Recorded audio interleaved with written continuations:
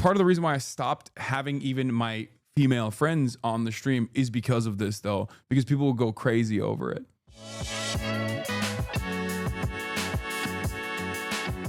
This is the part of the broadcast where I tell you about my personal news, of course, as always. This is, I'm early, by the way. It's Friday, June 20th. We're almost in the month of July. It is crazy how fast this year is just ripping through.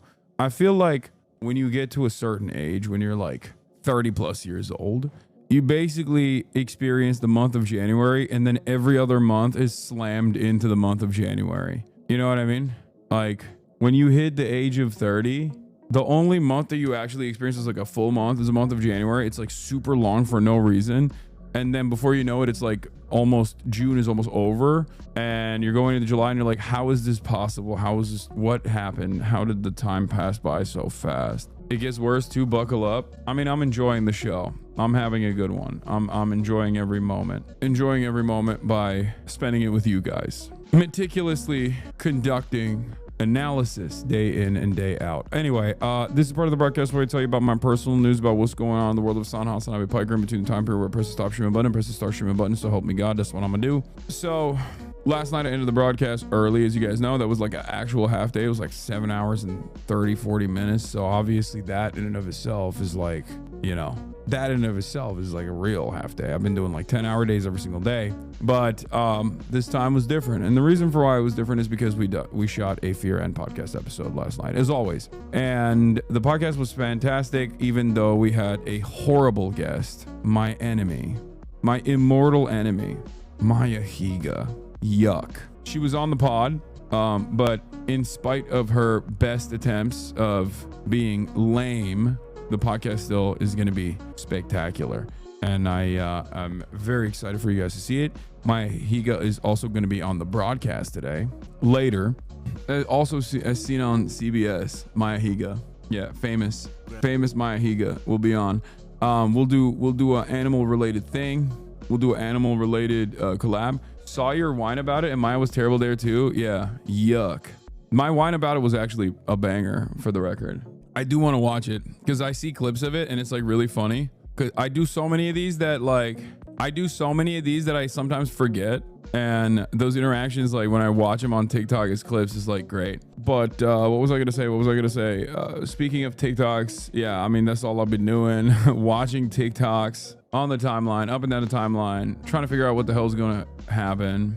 You said you anticipate an escalation from Israel America after markets close. Would that affect your schedule? Would that affect the schedule? We'll see. Do war coverage, Maya? No. I don't like bringing my friends into hot button political issues unless they personally are invested and want to talk about it. And even then, I think there's no reason to do that to other people, because let's be real, there are certain issues that become like popular enough that everyone speaks on. We're almost there with respect to we're almost there with like ICE, you know what I mean? Like the ICE deportation stuff, like that's almost reached that level, like the BLM level.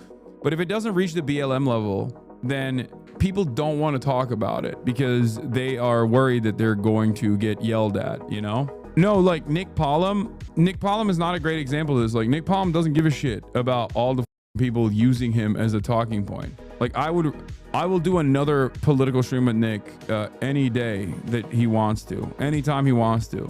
There's a difference between doing it with Nick Palm, however, and like doing it with people like Nick can handle it. I don't think that that kind of unwelcome attention and like consistent faucet of hatred for others is warranted. Also, your whine about it episode is blowing up. Is it? Oh, damn. 174,000 views in one day. Let's go. Okay. Wait, what is this? Oh, it's the Whine About It podcast. Nice. Let's go. Let's freaking go, fam. Let's gore. Let's gore. Pajama Party with a Yard only at 370,000 views in 3 weeks. And my epi right now, 174,000 in one day. Oh, hell yeah. It's gonna break records. Oh, that makes me so happy. I can always flex this on QT now forever. I can flex this permanently, which is amazing. Why are there so many Fs on the stream lately? I don't know. People are suspecting that it's it might be because like Spectrum has outages now, more outages than before, because like they're doing something with like fiber optic cables or something. I don't know. I don't have fiber, so I don't know how that would impact me, but that could be the reason. Anyway, I was talking about my personal news. What's happening? The reason why I started early is because I did an interview early this morning with an outlet that are covering the boys, the lads. I'm not going to say more details, but I was very excited to give my thoughts, share my thoughts on that. I worked out this morning. I feel pretty good. My ankle is getting better for sure. Like, I suspect this time next week I'll be able to like go back to playing basketball and stuff. I'll do light activity for the time being, though. I'm going to be in New York.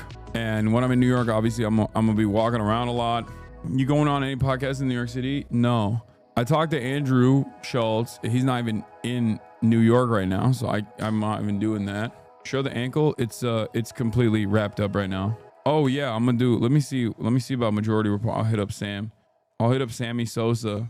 Damn, Hasan with only 18K views, bro's washed. Dude, I know. Stop. I'm washed, bro. Don't make fun of me. It's over. I fell off. What days will he be in New York City? You should try to get on that CNN show where they all shit on Scott Jennings. I was planning on doing something with CNN when I'm out there, potentially. Kaysan, appreciate the message, checking up on me. Brother, I hope your family's doing all right. And I hope you're doing all right as well. Well, I know you're doing all right. My man, I saw you having a great time at the Master Chef, Master Baker competition. Okay. Yeah, I watched your you and Kyrie Irving's reaction to the Jacare saga, the first night of the Jacare saga as well. Yeah, Kaysan's on the up and up. He's been having a great week. Jacare forever. Hashtag Parasocials Unite. I know. What is the Jacare saga? I love my community so much. We are so out of this space while still so firmly embedded in this space. Like, most people still don't know what the hell this is. Okay, it's just, don't worry. It's my nephew, JasonTheWeen, and a girl that he went on a date with. Her name is Sakura. She is Kaide's sister. And the date kind of, I mean, the date was a big parasocial farm, if that makes sense. Lamau, I know nothing about stuff on here. If you don't talk about it, I know. They went on like a highly televised reality TV style date. It was very cute. And then it kind of fell apart when she was just like making jokes. Because chat reacted very poorly to some of the jokes, and Jason obviously got like hurt because she was like fake flirting with the cameraman instead. And then, people got in their feelings, and then immediately some of the freak weirdos who follow this kind of stuff didn't know how to contain themselves and immediately started sending threats to everybody involved, specifically Sakura, which is unacceptable. And but I think they fixed it now, and they're gonna go to Japan together.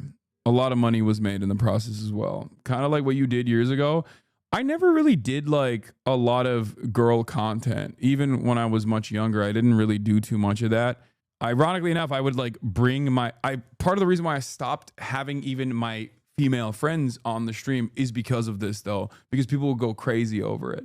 Like, people would do this. They would consider it girl content. I might delete this app for you telling me this story. Listen, you just got to learn.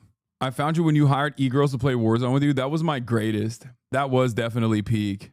There's a difference between girl content, which is like kind of farming a possibly fake relationship that is being cultivated, that is beyond a platonic relationship that you might have with a woman, okay? And just having female guests on. Like, I'm going to have my friend, Maya Higa, on later today. That's not quote unquote girl content. That's just a girl who I'm friends with who's coming over to talk about animals. She runs Alveus, an animal sanctuary. Girl content would be if I were to have a girl on the broadcast and like kind of flirt with them. Black content when? You got one already. Nice bathroom. You got one this past month. Come on, I went to Houston. You get one. You get one a month.